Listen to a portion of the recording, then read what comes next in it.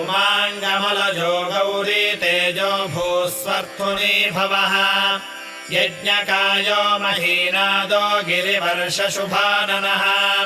सर्वात्मा सर्वदेवात्मा ब्रह्ममूर्ध्नाककुक्षृतिः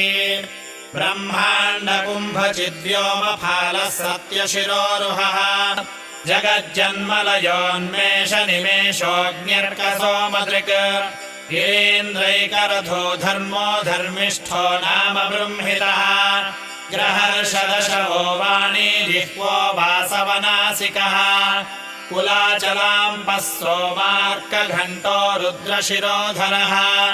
नदेनदभुजः सर्पाङ्गुलिको तारकानखः भ्रूमध्यसंस्थितकरो ब्रह्मविद्यामदोत्कटः व्योमनाभः श्रीहृदयो मेरुपृष्ठोर्नवोदरः